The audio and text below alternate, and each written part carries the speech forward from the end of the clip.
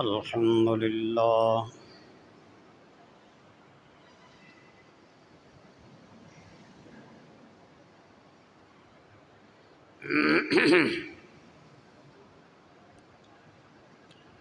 الحمد لله الذي أبدأ الأفلاك والأرضين. الصلاة والسلام على من كان نبيا وآدم بين الماء والطين، وعلى آله وأصحابه أجمعين. أما بعد، فنعوذ بالله من الشيطان الرجيم. بسم الله الرحمن الرحيم. قل إنما أنا منذر وما من إله إلا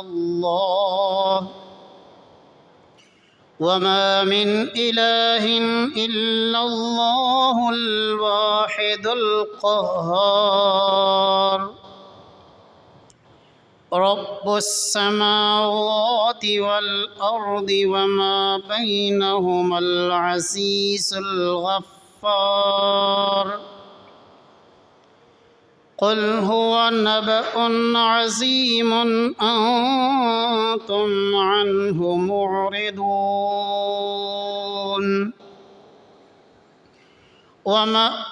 ما كان لي من علم بالملأ الأعلى إذ يختصمون.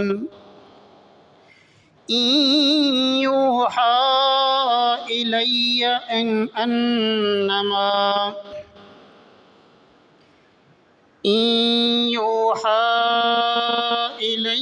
إلا أنما أنا نذير مبين. آمنت بالله صدق الله العظيم. قال الله عز وجل في شان حبيبه مخبرا وآمرا: إن الله وملائكته يصلون على النبي يا أيها الذين آمنوا صلوا عليه وسلموا تسليما. اللهم صل على سيدنا ومولانا محمد وعلى آل سيدنا ومولانا محمد طب القلوب ودوائها، عافية الأبدان وشفائها، نور الأبصار وضيائها، وبارك وسلم عليه صلاة وسلاما عليك يا رسول الله، صلاة وسلاما عليك يا حبيب الله، صلاة وسلاما عليك يا رحمة للعالمين، وعلى آلك وصحابك يا شفيع المذنبين.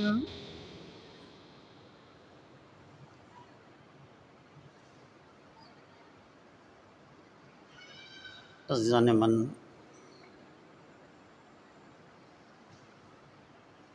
आप तमाम अहबाब के सामने क़ुरआनुल मजीद फ़ुरक़ानुल हमीद से सूरत अस्साद की आयत नंबर 65 ता 70 तिलावत करने का शर्फ़ हासिल किया है।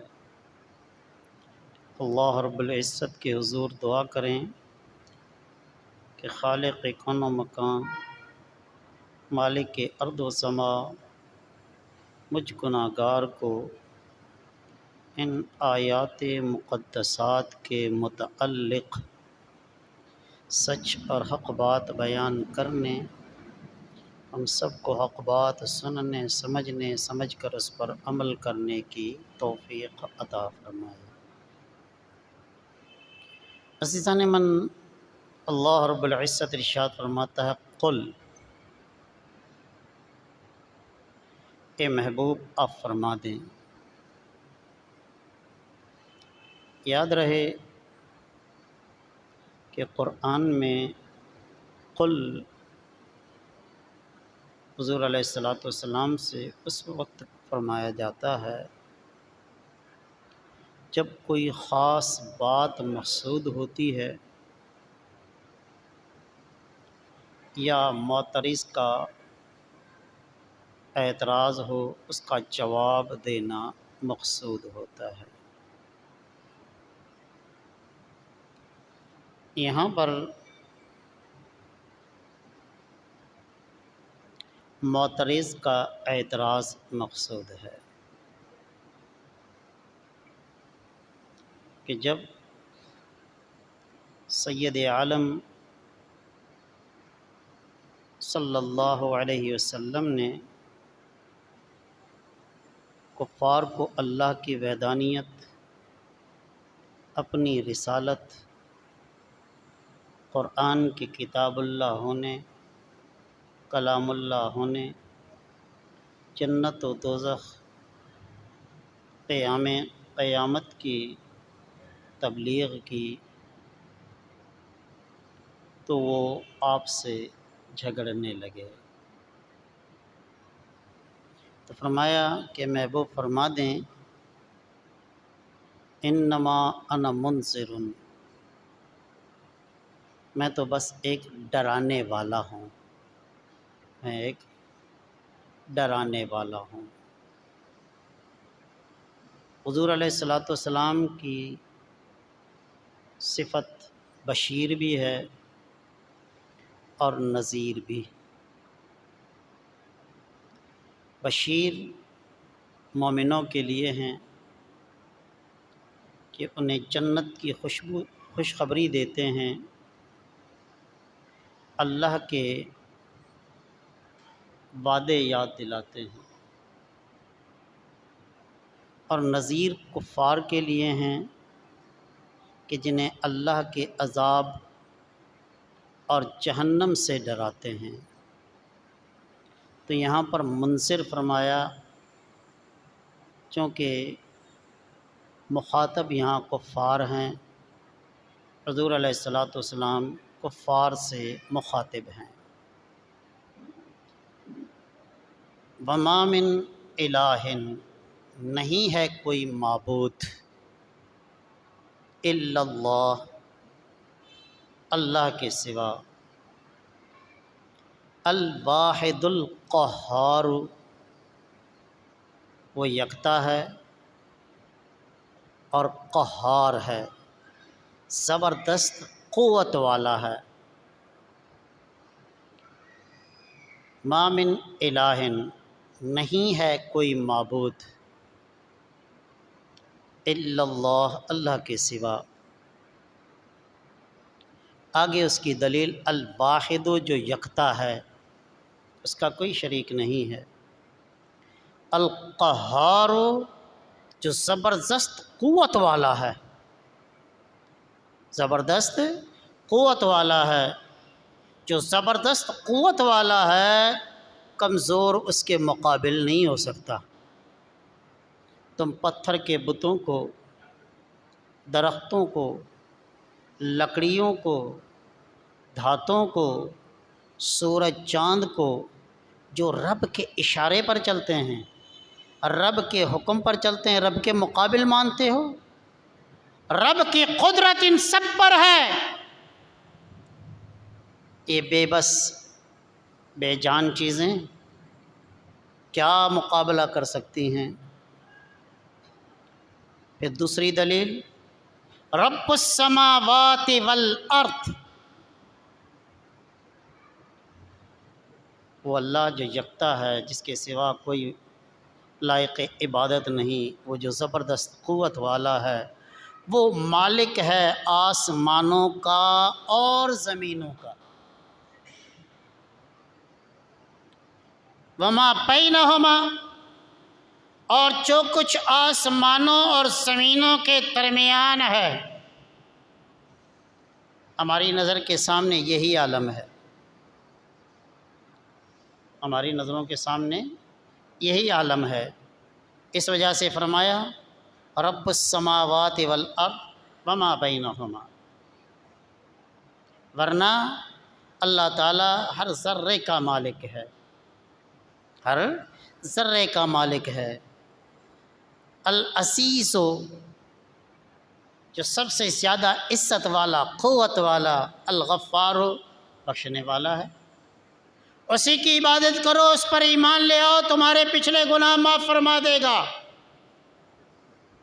کفر کیا، کافر رہا، اللہ کے ساتھ شریک ٹھہراتا رہا، بڑے بڑے گناہ کیے، لیکن جب ایمان لے آتا ہے تو میرے آقا علیہ الصلوۃ والسلام نے فرمایا کہ وہ غفار اس کے سارے گناہ بخش دیتا ہے، ایسے ہوتا ہے جیسے ماں کے پیٹ سے پیدا ہوا ہے، سوائے حقوق العباد کے، بندوں کے حق معاف نہیں کرتا، بندوں کے حق رب معاف نہیں کرتا، اور وہ معاف کروا دے تو قدرت والا ہے کہ جس کے ساتھ اس نے زیادتی کی ہے اس کا نقصان پورا کر دے، اس کا نقصان پورا کر دے، وہ بندہ اس کو بخش دے، وہ اللہ بڑی قدرت والا ہے۔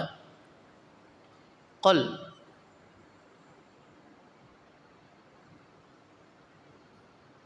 اے محبوب فرما دیں، هو النبأ عظیم، یہ بہت بڑی خبر ہے، یہ بہت بڑی خبر ہے۔ کون سی؟ اللہ کے وحدانیت کی، جو عقل سے نہیں جانتے تم۔ اگر انسان غور کرے تو جانتا ہے کہ اس جہاں کا بنانے والا ایک ہے، اس جہاں کا چلانے والا ایک ہے، سورج کو مشرق سے طلوع کرنے والا ایک ہے، مغرب میں غروب کرنے والا ایک ہے، اپنے وقت پر طلوع کرتا ہے، اپنے وقت پر غروب کرتا ہے، چاند اپنے حساب سے چلتا ہے، ستارے اپنے اعتبار سے چمکتے ہیں، پھلوں میں فصلوں میں ہریالی اسی کی وجہ سے ہے، اور پھلوں میں خوشبو اور ذائقہ اسی نے رکھا ہے، اور کسی کے بس میں نہیں۔ انسان کوشش کرتا ہے، کبھی اس کی کوشش ناکام ہو جاتی ہے، یہ رب کی قدرت پر دلیل ہے۔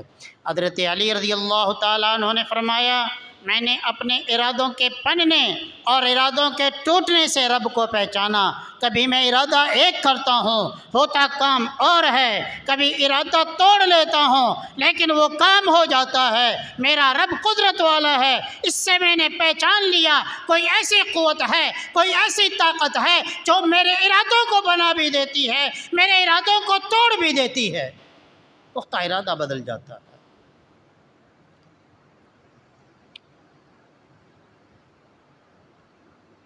وہ بہت بڑی خبر، اللہ کی وحدانیت، مصطفیٰ کی رسالت، جنت و دوزخ، قیام قیامت، یہ بہت بڑی خبر ہے جو تم نہیں جانتے۔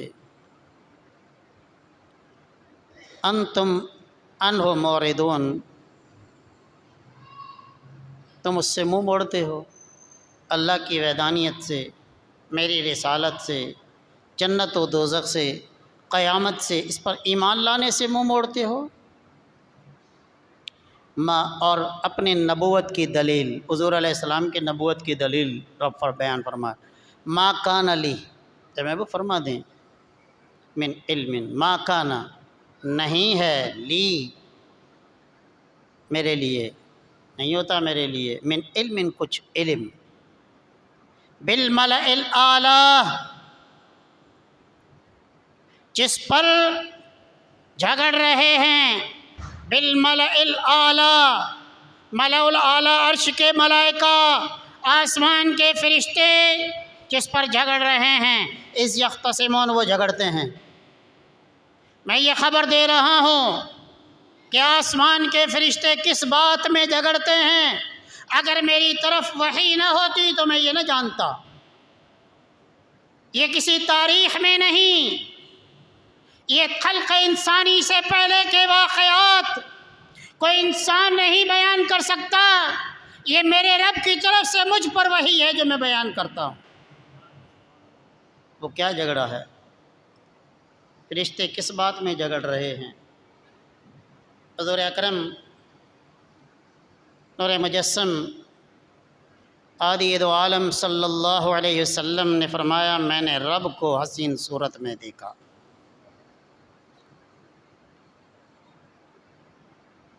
رب ذوالجلال نے فرمایا کہ محمد صلی اللہ علیہ وسلم، یہ عرش کے فرشتے کس بات میں جھگڑ رہے ہیں؟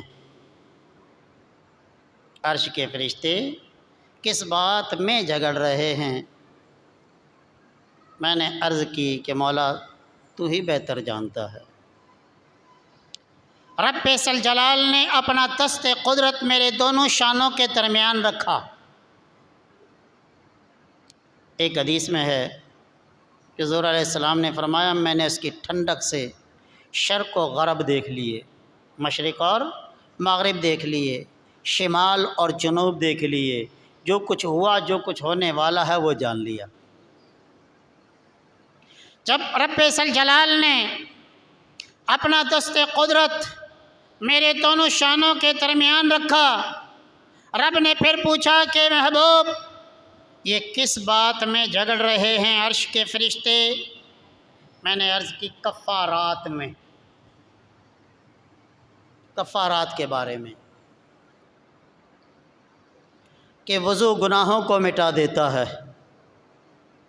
وضو کرتا ہے آدمی تو جن اعضاء پر پانی بہاتا ہے، جن اعضاء کا مسح کرتا ہے، اس کے گناہ جھڑ جاتے ہیں۔ ایک اب جب وضو کی نیت سے وضو کر رہا ہے، وضو خانے پر آ کے بیٹھا، وضو کا ارادہ ہے، یہ وضو کی نیت ہے، اور جب بسم اللہ سے شروع کرتا ہے، وضو کے شروع میں بسم اللہ پڑھتا ہے، تو اللہ تعالیٰ اس کے پورے جسم کے گناہ مٹا دیتا ہے۔ اور پھر وہ وضو کر کے مسجد کی طرف چلتا ہے، اس کے قدموں کے کفارات میں جھگڑ رہے ہیں۔ حضور اکرم صلی اللہ علیہ وسلم نے فرمایا کہ گھر سے وضو کر کے مسجد کی طرف جانے والا ایسا ہے جیسے محرم احرام والا، حاجی احرام باندھ کر جاتا ہے حرم کی طرف، گویا کہ اس کے قدموں کے نیچے ملائکہ پر بچھائے ہوئے ہیں۔ پھر یہ نماز کے بارے میں جھگڑ رہے ہیں کہ جو ایک نماز سے دوسرے نماز کا انتظار کرتا ہے، اللہ تعالیٰ دو نمازوں کے درمیان کے گناہ مٹا دیتا ہے۔ یہ اس بارے میں جھگڑ رہے ہیں۔ بعض نے فرمایا یختصمون، اس جھگڑنے سے مراد ہے ملائکہ کا رب سے مشاورت میں جھگڑنا۔ جب رب نے فرمایا انی جاعل فی الارض خلیفہ، انی جاعل فی الارض خلیفہ، میں زمین میں اپنا نائب بنانے والا ہوں۔ قالو، فرشتوں نے عرض کی، فرشتے بولے اتجعل فیہا من یفسد فیہا ویسفک الدماء، یہ جس کو تو خلیفہ بنا رہا ہے، یہ زمین میں فساد پھیلائیں گے، یہ زمین میں فساد پھیلائیں گے، یہ زمین میں خون بہائیں گے۔ کیا ہم تیری تسبیح و تحلیل کے لیے کم نہیں ہیں؟ ہم تیری تسبیح و تحلیل کرتے ہیں۔ رب نے فرمایا میں اپنا نائب بنا رہا ہوں زمین میں۔ ملائکہ نے عرض کی یہ زمین میں خون بہائیں گے، فساد کریں گے، قتل و غارت کریں گے۔ ملائکہ تسبیح و تحلیل کرنے والے، علم و حکمت، نفس اور شہوت، چار چیزیں: علم و حکمت، نفس و شہوت۔ بعض وہ مخلوق ہے جسے اللہ نے علم و حکمت عطا فرمائی ہے، نفس و شہوت نہیں، نفس و شہوت نہیں۔ یہ ملائکہ ہیں جنہیں اللہ نے علم و حکمت عطا کی، نفس و شہوت نہیں ہے۔ دوسرے وہ ہیں جن میں نفس و شہوت ہے، علم و حکمت نہیں۔ نفس و شہوت ہے، علم و حکمت نہیں۔ وہ چوپائے جانور حشرات الارض ہیں جن کے پاس علم و حکمت نہیں ہے، نفس و شہوت ہے۔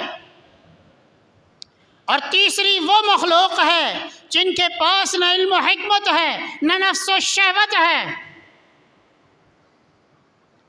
یہ ہے پتھر جو زمین کی جنس سے تعلق رکھتے ہیں، زمین سے اگتے ہیں، شجرات اور حجرات۔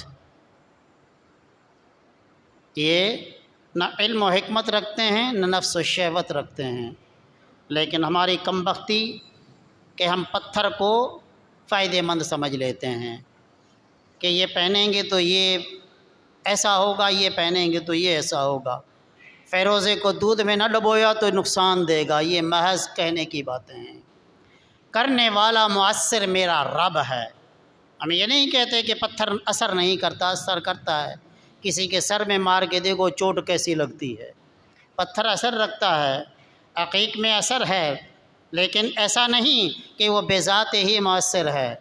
ہاں، ایک عقیق پہننے سے شیطان جنات کا اثر نہیں ہوتا، جادو کا توڑ ہوتا ہے۔ یہ کہ فیروزے کو دودھ میں ڈبو کے رکھو گے تمہیں فائدہ ہوگا ورنہ نقصان دے گا۔ یہ پتھر جو ہل جل نہیں سکتا تمہیں نفع نقصان کیا پہنچائے گا؟ یہ ہمارا عقیدہ نہیں ہے۔ ویسے کوئی سا بھی نگ پہننا جائز ہے، لیکن ایک نگ 4.5 ماسہ انگوٹھی چاندی کی، اس میں ایک نگ ہو اور اس کا نگ ہتھیلی کی طرف ہو، پیچھے کی طرف نہ ہو۔ اس سے زیادہ انگوٹھیاں پہننا مرد کے لیے حرام ہے۔ ایک سے زائد نگ کی انگوٹھی پہننا مرد کے لیے حرام ہے، اور مرد کے لیے ایک نگ کی انگوٹھی پہننا جائز ہے، وہ بھی چاندی کی 4.5 ماسے کی ہو۔ خواتین کے لیے ایک سے زائد جائز ہیں، کیونکہ ان کے لیے زیب و زینت ہے۔ مرد کو اللہ نے ویسے ہی خوبصورت بنایا ہے۔ تو یہ کہ پتھر اور لکڑی یہ نہ علم و حکمت رکھتے ہیں نہ نفس و شہوت۔ اور ایک مخلوق وہ ہے جسے اللہ نے علم و حکمت بھی عطا کی ہے اور نفس و شہوت بھی، وہ انسان اشرف المخلوقات ہے، جسے علم و حکمت، دانائی، فہم و فراست، عقل و دانش عطا فرمائی اور نفس شہوت بھی عطا فرمائی۔ اب جو انسان علم و حکمت کو چھوڑ کر فقط نفس و شہوت کی طرف لگا رہتا ہے، وہ چوپائے جانور کی مثل ہے۔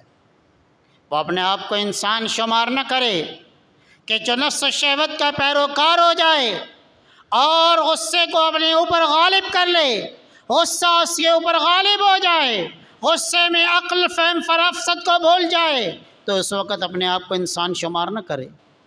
انسان وہ جو نفسانی شہوت پر علم و حکمت کو غالب رکھے، اور جو شخص علم و حکمت رکھتا ہے نفسانی شہوات کو پس پشت ڈال دیتا ہے، وہ فرشتوں کے مشابہ ہے، وہ فرشتوں کے مشابہ ہے۔ اللہ تعالیٰ اسے علم و حکمت عطا فرماتا ہے، سمجھ و دانائی عطا فرماتا ہے، پھر وہ دیکھتا ہے جو ہماری یہ ظاہری آنکھیں نہیں دیکھتی۔ تو اللہ رب العزت نے انسان کو فہم و فراست، حکمت و دانائی، علم عطا فرمایا، دانش عطا فرمائی، دانش مندی عطا فرمائی۔ اسی دانش مندی کو، اسی عقل کو، اسی حکمت کو جدید فرنگی زبان میں سائنس کہتے ہیں، اور یونانی زبان میں اسے فلسفہ کہتے ہیں، اور عربی میں اسے حکمت کہتے ہیں، فارسی میں اسے دانش و دانائی کہتے ہیں۔ یہی وہ سائنس ہے، خواہ وہ سائنس میڈیکل کی ہو یا انجینئرنگ کی ہو یا پھر پولیٹیکل سائنس سیاست ہو، یہ سب انسان کی دانش مندی پر ہے۔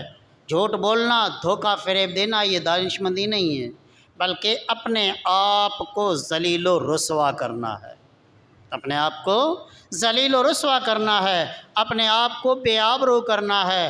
جب ذلت اور رسوائی ظاہر ہوتی ہے، اس کا جھوٹ ظاہر ہوتا ہے، ذلت اور رسوائی اس پر غالب آ جاتی ہے۔ تو یہ ملائکہ کے معاملے میں جھگڑ رہے ہیں، تخلیق انسانی سے پہلے کی باتیں یہ بتلانا یہ میرے نبوت کی دلیل ہے، یہ محبوب فرما دیں۔ ملائکہ کا عرش پر کفارات کے بارے میں جھگڑنا، یہ تمہیں بتلانا یہ میرے نبوت کی دلیل ہے۔ ان یوحا الیہ، میری طرف وحی کی جاتی ہے، یہی علم غیب ہے، یہی علم غیب ہے، جہاں انسان کے حواس خمسہ، جسے آنکھ دیکھ نہ سکے، کان سن نہ سکے، ناک سونگھ نہ سکے، زبان چکھ نہ سکے، جسم کے دیگر اعضاء اسے محسوس نہ کر سکیں، جہاں عقل، فہم، فراست، دانائی پہنچ نہ سکے، جسے پہچان نہ سکے، جہاں عقل کی انتہا ہوتی ہے، فہم و فراست، دانائی، حکمت کی انتہا ہوتی ہے، وہاں سے نبی کے علم کی ابتدا ہوتی ہے۔ یہی علم غیب ہے، یہی علم غیب ہے۔ جنت اور دوزخ، مرنے کے بعد کیا ہوگا، قبر میں سوالات نکیرین کے کیا ہوں گے، قبر میں کیا ہوگا، قیامت میں کیا ہوگا، پل صراط سے کیسے گزرنا ہوگا، حوض کوثر پر کیسے جام پینے ہوں گے، کفار کیسے جہنم میں ڈالے جائیں گے، جنتی کیسے جنت میں جائیں گے، ان کے درجات و مقام کیا ہوں گے، یہ ہماری عقل نہیں پہچان سکتی، ہماری فہم و فراست، حکمت و دانائی نہیں پہچان سکتی، یہ نبی کی تعلیم سے ہی ممکن ہے۔ اسی کا نام علم غیب ہے، اسی کا نام علم غیب ہے کہ نبی علیہ السلام کو رب نے اس کا علم عطا فرمایا، یہ غیب کا علم ہے۔ ہماری آنکھیں اسے دیکھ نہیں سکتی، ہمارے کان اسے سن نہیں سکتے، ہمارا ناک اسے سونگھ نہیں سکتا، ہمارے اعضاء اسے محسوس نہیں کر سکتے، ہماری عقل، فہم، فراست، حکمت، دانائی وہاں تک پہنچ نہیں سکتی، وہاں سے مصطفیٰ کے علم کی ابتدا ہوتی ہے۔ تو میری طرف وحی کی جاتی ہے، وحی مختلف طریقوں سے۔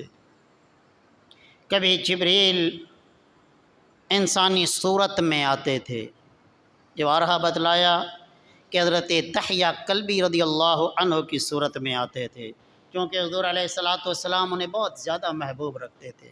آپ صلی اللہ علیہ وسلم فرمایا کرتے کہ یہ ہمارا دیہاتی دوست ہے اور ہم اس کے شہری دوست ہیں۔ بڑے حسین و جمیل تھے حضرت دحیہ کلبی، حضرت دحیہ کی صورت میں آتے تھے، اور کبھی کشف ہوتا تھا، آپ کے دل پر وہ بات القاء کر دی جاتی تھی، کبھی خواب میں وحی ہوتی تھی۔ نبی کا خواب وحی الہی ہے، اور صالحین کا خواب حضور اکرم صلی اللہ علیہ وسلم نے فرمایا نبوت کا 46واں حصہ ہے۔ صالحین کا خواب نبوت کا 46واں حصہ ہے۔ نبی کا خواب امت کے لیے حجت ہے، صالحین کا خواب ان کے اپنے لیے حجت ہے، دیگر کے لیے نہیں۔ جس نے خواب دیکھا ہے اس کے لیے، وہ صالح کے لیے حجت ہے، دیگر کے لیے حجت نہیں ہے۔ تو یہ اور کبھی حضور علیہ الصلوۃ والسلام نے فرمایا کبھی وہی سلسلۃ الجرس، یہ جانوروں کے گلے میں گھنگرو باندھتے ہیں نا جو چھن چھن بجتے ہیں، اس طرح کی آواز کے ساتھ آتی ہے۔ اور حضور علیہ السلام نے فرمایا یہ وحی مجھ پر بہت سخت ہوتی ہے۔ اما عائشہ صدیقہ رضی اللہ تعالیٰ عنہ فرماتی ہیں کہ جب اس طرح کی وحی حضور علیہ السلام پر نازل ہوتی، سخت سردی میں آپ کی پیشانی پسینہ ٹپکاتی تھی، اتنی سخت ہوتی تھی۔ یہ وحی کی مختلف صورتیں۔ ان یوحا الیہ، میری طرف وحی کی جاتی ہے، الا انما انا نذیر مبین، میں تو کھلا ڈر سنانے والا ہوں، کفار کو عذاب سے بچانے کے لیے، عذاب سے ڈرانے والا، مومنوں کے لیے مبشر، کفار کے لیے منذر، مومنوں کے لیے بشیر، کفار کے لیے نذیر، کفار کو عذاب کی وعید سنانے والے اور مسلمانوں کو اللہ کی جنت کی وعید سنانے والے، اللہ کے جنت کی نوید سنانے والے، اور کفار کے لیے جہنم کی وعید سنانے والے، ڈرانے والا، کھلا ڈرانے والا ہوں۔ یہ مصطفیٰ کریم صلی اللہ علیہ وسلم کے نبوت کی دلیل ہے کہ سابقہ واقعات قرآن میں بیان ہو رہے ہیں جو تاریخ کے کتب میں نہیں ہیں۔ مصطفیٰ کریم نے صحیح اور سچے واقعات بیان فرمائے جو من جانب اللہ ہیں، اور رب کی طرف سے کلام اسی پر آتا ہے جو اللہ کا نبی ہے۔ اللہ رب العزت سے دعا کریں کہ اللہ تعالی ہمیں کامیاب